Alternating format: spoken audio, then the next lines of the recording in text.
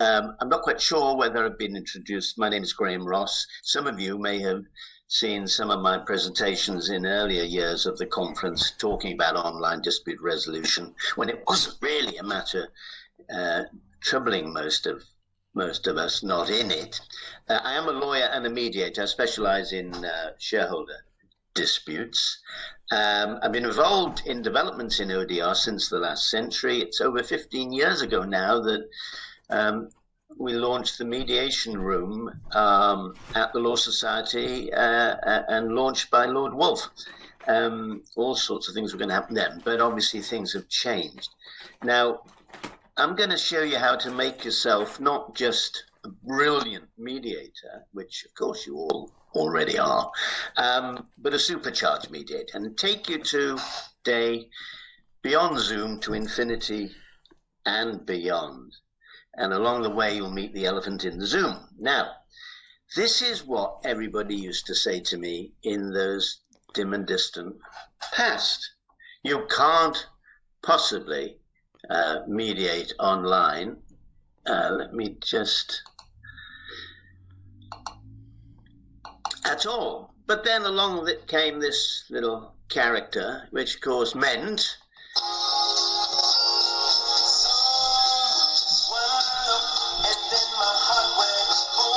And it did for all of us, didn't it? Zoom has taken off, and all of a sudden we're all mediating online, which is terrific. It's enabled much more mediations to take place more economically, and hopefully, I'm sure this will continue. But the question is, what will happen when COVID-19 is finally not the threat that it is today, and we no longer have lockdowns? No doubt it's going to be back to face-to-face mediation, or will it? Now, I'm going to be talking about something beyond Zoom, how algorithms, AI, can in fact assist and be a wonderful tool to mediators. Now, the phrase I'm sure many of you have been thinking now is you do not need a computer or an algorithm or AI to tell you how to mediate. I understand that. But let me just first of all talk about what I mean by AI. Not so much artificial intelligence, what I'm going to show you here, but augmented intelligence. And I'm going to show you some tools that will add to your mediator's skill and intelligence and augment it, not provide anything artificial. But let me just put things into perspective. A lot of people feel that Zoom is what ODR is. I notice courses on ODR that do not go very far beyond Zoom. But really, Zoom is in that left-hand column, the non-specific, non-ADR, ODR, non-mediation, non-arbitration specific, like email, like Zoom, Teams, WebEx, and all the other platforms. They're extremely useful, but what's happening is we're just carrying out the same techniques and skills as mediator, but just doing it not in person. Then towards the right, we have ODR-specific tools, and they split between what we'd call case management communication platforms, very useful platforms where you can enter all your cases and invite the parties and the mediator and manage it like any other case management system, but also have communications, maybe asynchronous communications by messaging, or indeed video conferencing like here. And those include quite a number coming to the market now and are available: Modron, CREC, Resolve Disputes Online, TROCT, IM Mediation. I've highlighted IM Mediation because I want to just mention them in a second. On the right-hand side, we have something very different.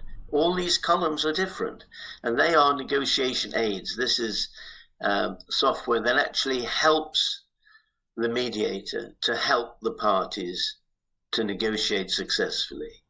They start off with the two that I'm going to show you today. One, an Infinity from a Canadian company, Smartsettle, that I'm connected with. There's a civil resolution tribunal in British Columbia, also where Smartsettle is located, next level mediation in the United States, and an olive branch which is a very interesting innovation in Ireland. I mentioned IM Mediation just to let you know that Smartsettle and IM Mediation, who are based in Australia, have recently entered into a partnering agreement. And IM Mediation is actually involved with the Collaborate program of Slaughter and May. So watch, I suppose, developments there. So that gives you sort of an overview of how we classify the various solutions for ODR. I'm just showing you here an article, and this is unfortunately written in a way as to perhaps lead mediators to feel that this is really a threat from robots and AI. This, in fact, article referred to a case in which I arranged for the parties who had been through court for some 3 months without any conclusion. This was small claims court, I should add, had gone through court mediation unsuccessfully. They were let loose on Smartsettle's ONE software, which I'm about to show you in more detail, and were able to settle it themselves within 1 hour. I'll explain all that. So let's start with Smartsettle ONE, which is a system of visual blind bidding. Now, some key takeaways so we can get our heads upon this. It's a standalone software as a service, and it can be used together with any system of ADR or ODR, any of those systems that I showed on the previous slide, or telephone mediation, or, well, yes, in-person mediation, traditional mediation. It's a tool that the mediator uses, whatever other platform or process he uses for the mediation itself. Why I don't like the reference to robot mediation, it's important to understand that sort of gives the impression that it's out of control, that the machine will make the decision, will arbitrate almost. But no settlement is declared under Smartsettle ONE unless it's in a figure that's within the bidding of each party as they have specified to the system. So the parties and the mediator control the system at all points. Should add, there's no fee to use because so confident are they of the power of the system that only if it's settled do you have to pay. So there's no barrier to trying it out. And it's a system like Infinity. Why I like them very much is they're constantly nudging the parties to settle and speed up. So although, of course, there'll be the time the mediator needs to spend on focusing on the issues at stake, the dispute, the strengths and weaknesses of the cases, how they would manage through the courts and all that, both of these systems actually help nudge the parties into focusing more on what outcome could be agreed mutually between the parties. So ONE starts off with the parties and the mediator will draw up what they call a single negotiating framework. It's essentially an agreement and draft with any conditions that both parties agree should be in any settlement, but just leaving out the number. So ONE is only suitable for where there's a dispute on a number, which is usually, of course, the amount of money to be paid. In this case, there's a dispute where Ed is demanding £2,000 from Dan on the left, and an important part of the ONE system is this slider you're about to see, which is always on the screen. There's a top one which you see Ed's has a green flag on, and if he moves that, as he moves it down to 19, Dan can see it when he goes on the system, and can see that Ed has been prepared to take a reduction of £100. He's also moving a yellow slider to 1,800. That's his secret demand. So this is visual blind bidding. You bid openly, both parties can see, and also secretly. And Dan, of course, cannot see that yellow slider.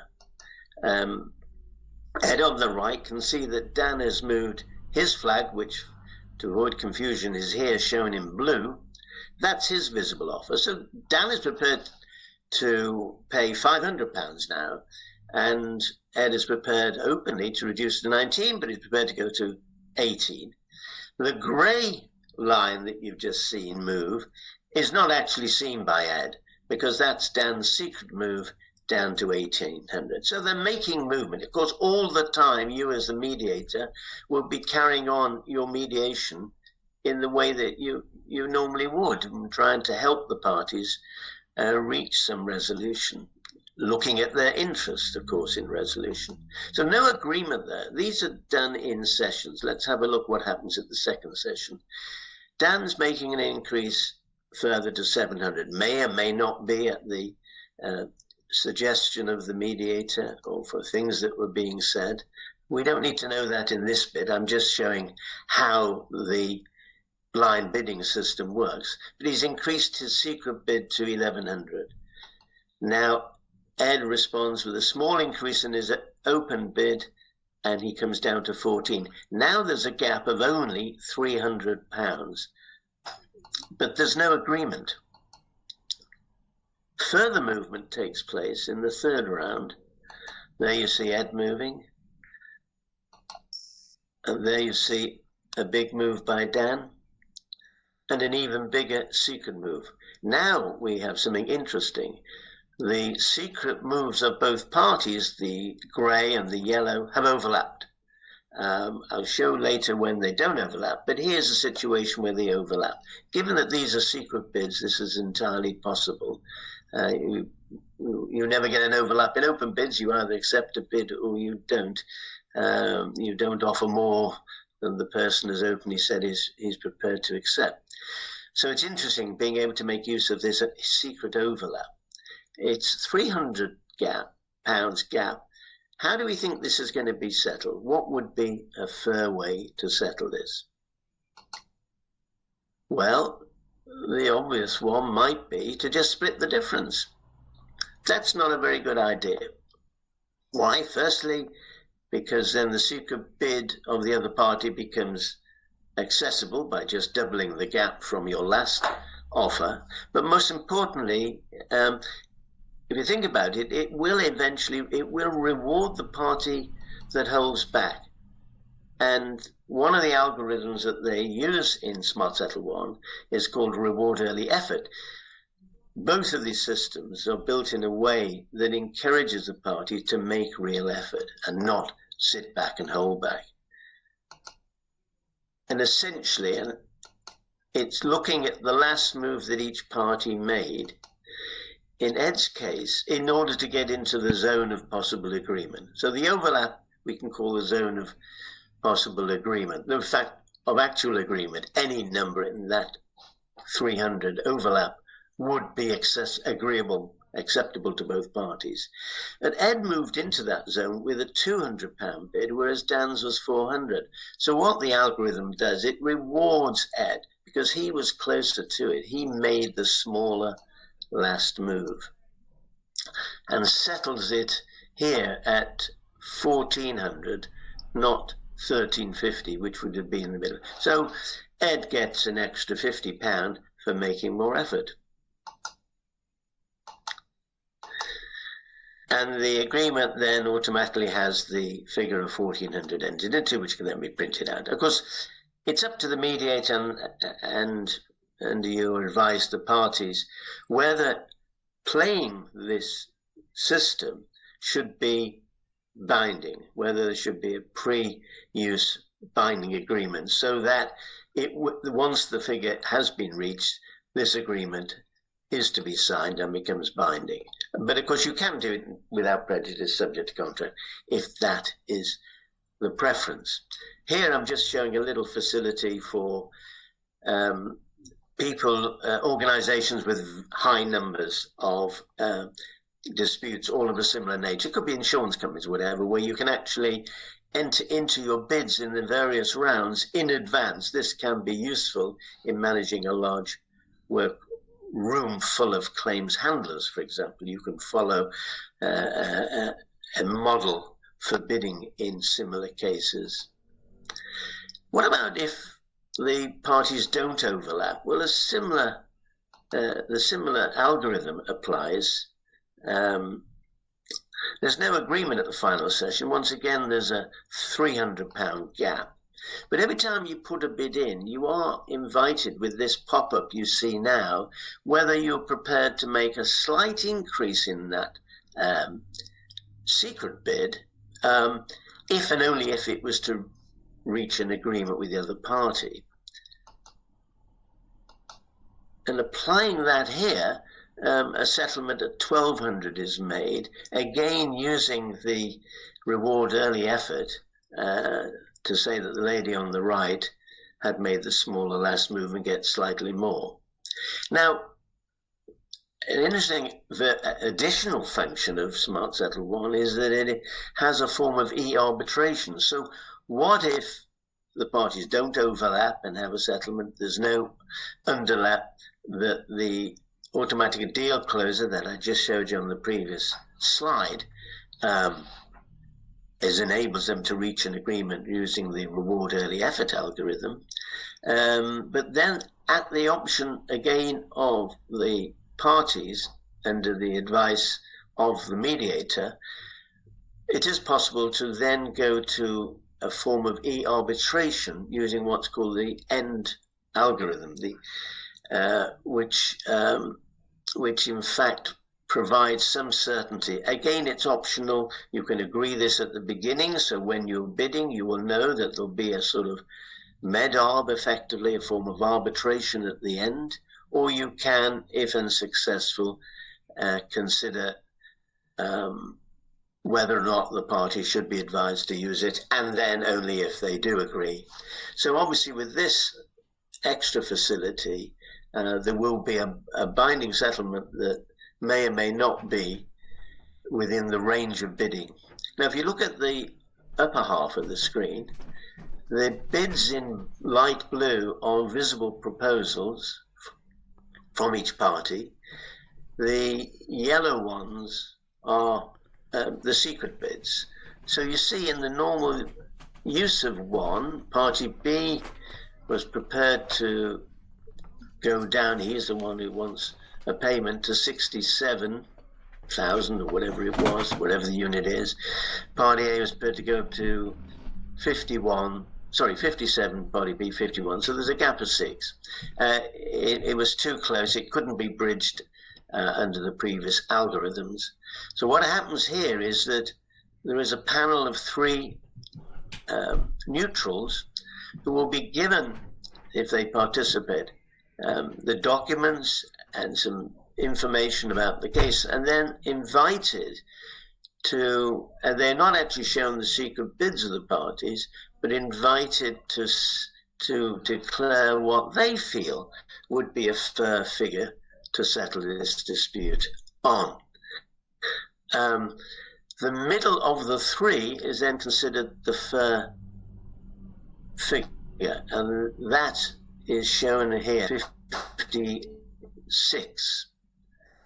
55. That then, what it does is, it will declare, if you look at the lower half, it will declare a settlement in the midpoint between that and the nearest seek, which was from party B, and settles at 56. In all these cases, I've just been showing the sliders, like you can see now on the foot of the screen in which the bids are made, but there is a chat facility on the same screen.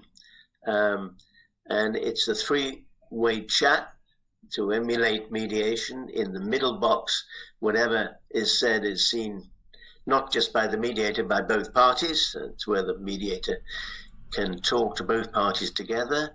And in the side boxes, if he wants to have some private chat with the parties, he does it there. You may say these are rather small boxes for lengthy messaging, but if you click on the double-headed arrow at the top right of each box, it will open to full screen. It's also possible, incidentally, to reverse the bid. In other words, if you made a secret bid, to actually reduce it and slide it backwards.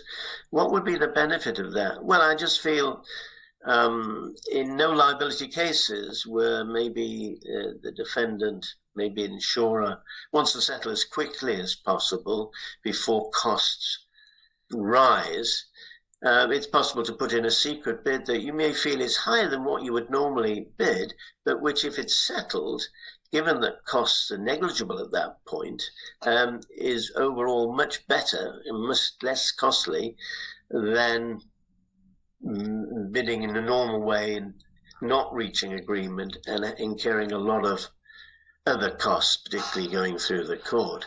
Of course, you can reverse bids without a system like this, but of course, once you've made an open bid, which is in the high range, if it doesn't settle, the other party is really never going to believe you're not going to bid higher than that, or at least that, in the future. But when you're bidding secretly and the other side doesn't see it, of course, you have that option. You can, in fact, create an account and spend as much time as you want playing against the robot in the system. So you just do some bidding and the system will bid against you. You can, in fact, invite other people to bid on a practice basis, and that's entirely free of charge. If you drop me a line, I can arrange with the Smartsettle team to have you set up to actually operate the system yourself. Now, to infinity and beyond. Okay, what we're looking at is a more complicated screen. Infinity is for more complex disputes with multiple issues and, if necessary, multiple parties. What I'm going to show you is a very simple dispute, rather than, I'll show you something about a more complicated one. This is a rather simpler one. This deals with perhaps a topical dispute, which is going to be large volumes, albeit of low value, where bookings for, say, holiday homes have had to be cancelled because of the pandemic. And maybe people aren't totally happy at simply being given a coupon to rebook. On the top left-hand section, you'll see what are in fact 4 sliders, just like the sliders you saw before in Smartsettle ONE. And they relate to different issues or elements of what a settlement might involve. So maybe at the top there's a reduction, a percentage reduction for booking next year. Maybe there is not a return of the deposit.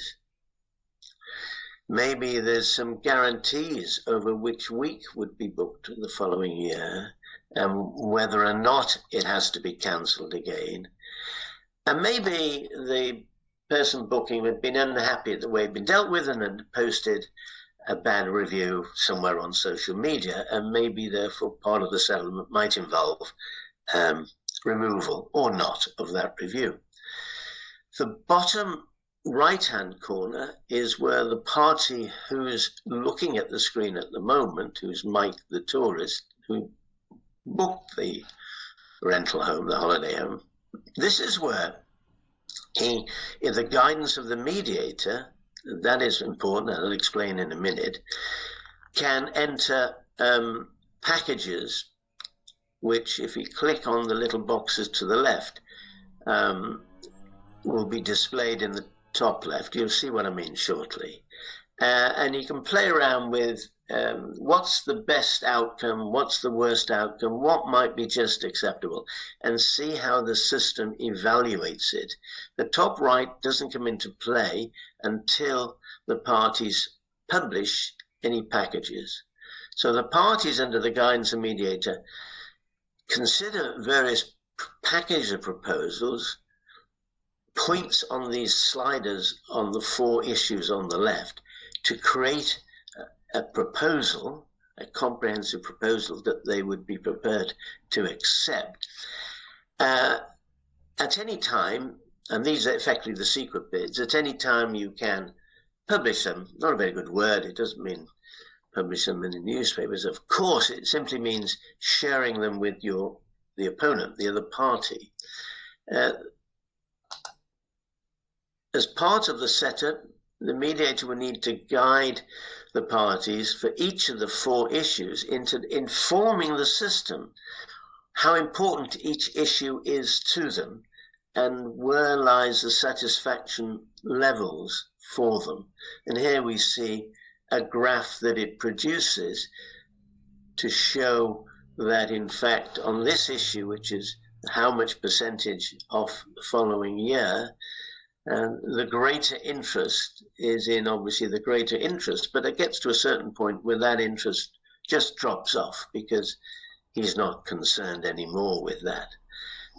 For example, in removal of bad review, the person whose home it is may be very concerned with that, may be getting a lot of bad feedback and losing business, or may not be interested at all. It's important for the mediator, in discussion with the parties, to inform the system as accurately as possible which it is for each of those parties, how important it is for them. Another element in which the system is taught is in this screen, where on the left and right hand side you see the names of one or more of each of the issues, of the 4 issues. At the top there's a return of the deposit, and on the right hand side you'll see another one of these issues. And here is where, with the guidance of the mediator, the parties can say comparatively how more important is the issue on the left to the issue on the right. As I said, these systems are best used or can be used in the most complicated of cases. Got a screen here of a conference I put on in Liverpool, an international business exhibition, but a conference we had within that on ODR specifically. And here you'll see Ernie Thiessen, who's the president at ICANN Inc. Limited, the company that runs Smartsettle.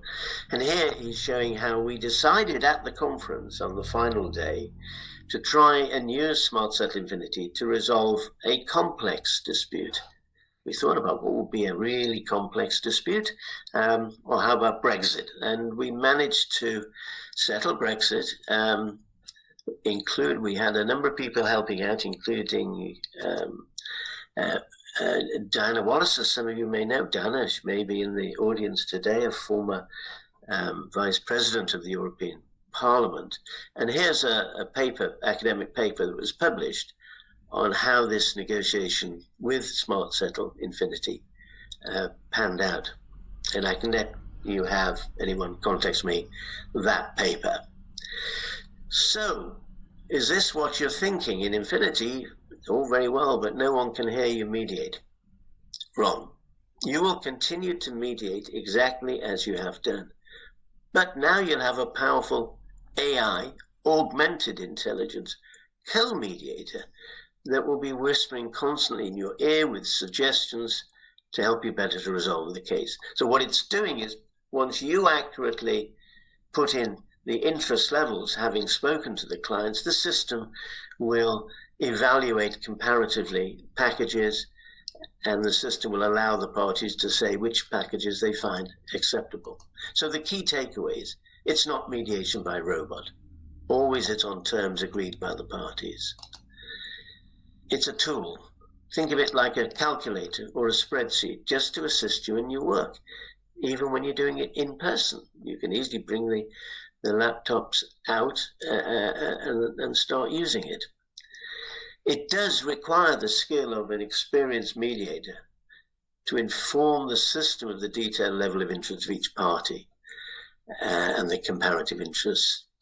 It's not going to take any of your work away from you. It's going to enhance your skills and the sort of cases that you can deal with.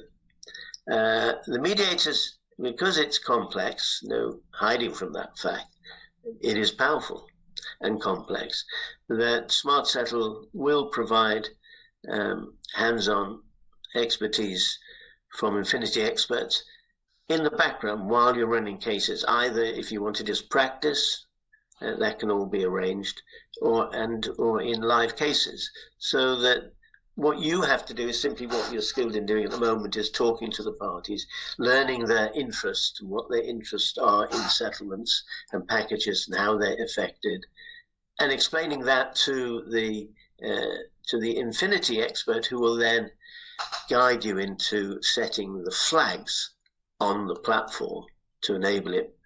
The platform, of course, don't forget, the platform is understanding and learns of the secret negotiating position and interests of both sides without disclosing them to the other side. Now, here's one we just to show a very brief example of that model of the cancelled holiday. Here you'll see that one of the interesting things that the system does is, because it knows about the interest, you can ask it to come up with a suggestion of itself. So the system will actually not only evaluate, which is the number in these little boxes here, and by the way, if you see a tick in the little box to the left of a package, that means that the flags are then displayed in the same color. You can at any time ask the system to come up with what it thinks would be a package that's equally of interest and value to both sides and likely to be acceptable to both sides. And here you see two of them, package 3 and package 4. Package 3 in blue says is offering 59% reduction from next year, as long as there's no return of the deposit, and a guarantee for the same month, and in return they replace the adverse comments with or add a more positive one. And 4, which is in red, that percentage is reduced to 30, but the person booking the holiday gets £300 back. He doesn't want a guarantee, and he'll just remove the bad review. So both these packages are likely to be equally acceptable. And in fact, an agreement has now been reached under package 9. You see where the red arrow is pointing to. You can look at the orange flags to see that agreement, because it was accepted by both parties, package 9, involves a 30% reduction from next year, half the deposit being returned. No guarantees, however, for which month and whether that month will be possible, whether the pandemic still exists at that time, but there'll be removal of bad review. Now, here's another interesting thing about the system. Having reached an agreement, the system, from its knowledge it's gained, will then see if it can find any value left on the table. And it has. It's now improved on package 9 with package 10, which it feels can be accepted by both parties, and will give extra value to both sides. You see here, he gets a slightly more, I guess, 58% reduction, and on that. Okay, we've now got a tutorial on both One and Infinity within my training course. I've been running a training course in ODR since 2007. Gosh, 13 years now. It's not just about ODR. It's a very comprehensive course, a number of tutors. These are all people who are recognized experts in the field of online dispute resolution. Includes demonstrations, tutorials, the pros and cons of offering ADR online, important question about developing trust online, procedures and techniques for communication, how to avoid the pitfalls when communicating online, how to manage the time if your conversations are asynchronous, not at the same time, like on many platforms, and making it cost effective and profitable. There's also a section on ODR-related legislation. It's very comprehensive, and it's continually growing. And when you sign on to the course, you're actually there for life. and gain the benefit of all the additions, in addition, little tutorials, webinars that are entered onto it.